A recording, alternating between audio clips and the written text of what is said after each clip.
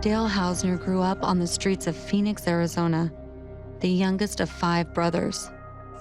Despite his family's financial hardships, Dale had big dreams of being a boxing promoter. Welcome to the best of boxing, everybody. I'm your host, Dale Hausner. But after a life of dramatic ups and downs, the streets of Phoenix became his hunting ground. As the sun goes down, concern rises, and cops hit the streets, hoping to stop the serial shooter before he takes aim and fires again. In a 15-month shooting spree, Dale Hausner terrorized the city. Among those stunned by Dale's arrest was the brother who thought he knew him best. I was second to the youngest, so I did look out for him. Growing up, I never would have suspected there was that much wrong. I mean, he had his moments where he was hard to be around. I helped him the best I could. I never really sensed any major danger. Growing up, we were very poor, but didn't quite know it. Dale, as a young child, was just kind of a silly, slap-happy kid. We got along relatively good, although he did like his alone time.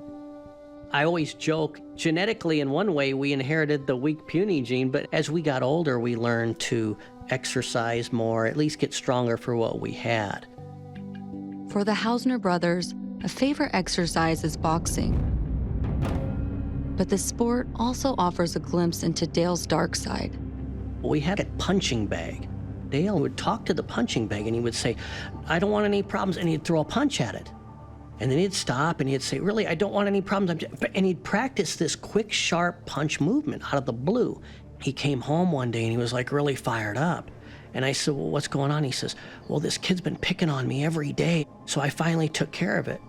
I did what I did to the punching bag."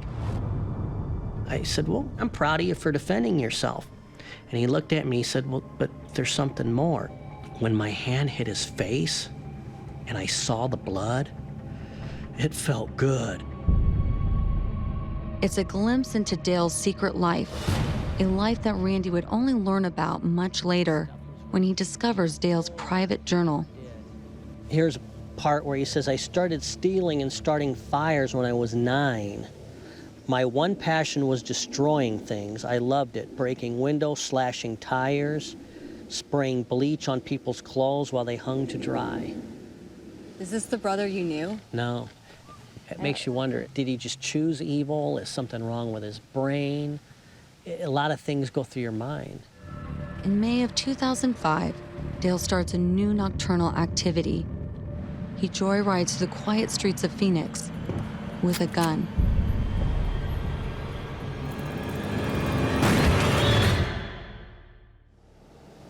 Nobody reported a shot being fired in the area. When he was found in the street by passersby on a car, they thought he'd been the victim of a motor vehicle accident. And again, it wasn't until paramedics arrived here, found the gunshot wound in the middle of his back. Tony Mendez was shot in the back while he's riding his bicycle. He was actually going to take candles to a family that had no electricity. He used to ride this bike everywhere. That's when he was taken. No leads, no suspects, no known reason. This, a quiet residential neighborhood where a guy on a bicycle was shot and killed, was the start of this whole case. I was 17 years old. I never thought I would lose my dad. I remember one time I was little, we were watching a movie and somebody died, and I said, "Dad, when you're gonna die?" And he said, "Never." Just, I don't know, that's very tough. I'm sorry. When I meet Justin, I would like to let him know that I understand one thing, and that is that when somebody is killed, it affects the sons, the daughters, the family of everyone that's involved. Phoenix police have arrested the man they believe is the city's serial shooter, responsible for multiple deaths. When I first heard the news, the first thing me and my mom and everybody else thought is, it can't be true. The trial is a painful reminder to the victims' loved ones of just how much they've lost. So when your brother ultimately went to trial, did you go in his defense, or did you go just to hear what the testimonies were or the trial in general because you're curious? To begin with, I went there out of curiosity. You know, there was a process of, I got to give him the benefit of the doubt, and it started to change, and more stuff started adding up, till eventually I knew that I was dealing with a madman. Randy Hausner is in court with his parents when the verdict comes in. Dale Hausner receives the death penalty 6 times. I actually felt good about it. When you do that kind of evil, the best thing that could happen is you be put out of your misery. For the sake of the victims and even for himself. I told him that to his face. On June 19, 2013, Dale Hausner commits suicide by overdosing on medications he stored up in prison. I gotta admit, at that time I shed no tears.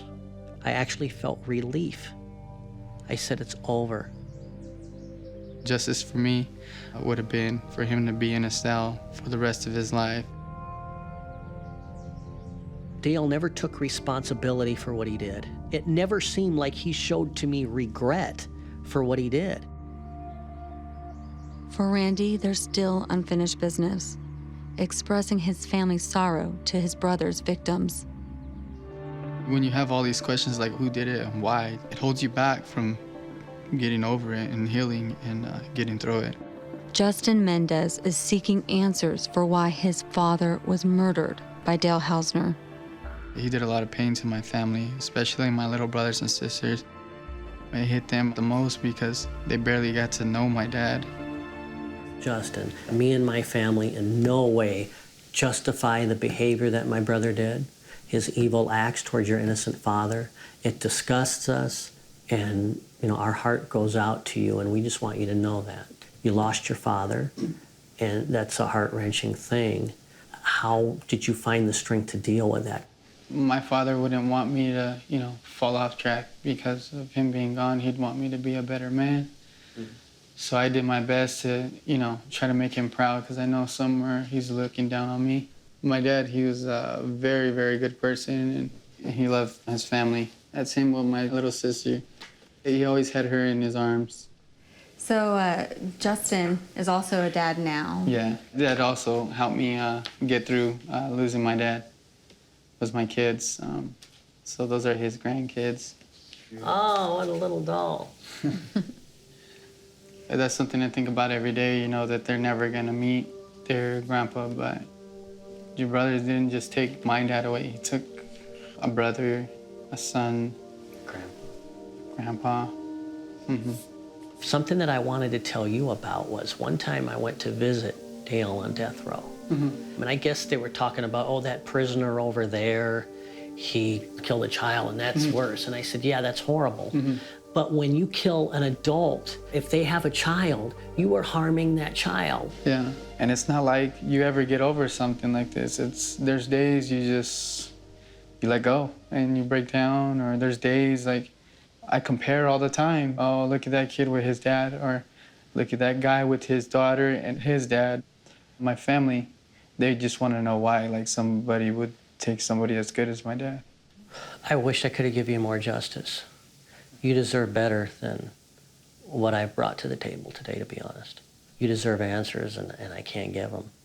If the situation is reversed, I could only hope I would be half the man you are and be able to come and talk and be at peace with it. So I really appreciate meeting you. I'm sorry. You're very, very, very not what I expected. Like you sound like you have a good heart yourself, and I'm just kind of like shocked by that, because seeing someone like Dale, you figure he comes from something that's similar, but I mean, you seem a lot different. I think it's very brave of you and big of you to come out here and do this, knowing, you're practically taking ownership of what your brother did when it's not your fault, but hearing from you as his brother, sorry, and I think this whole experience was a good experience.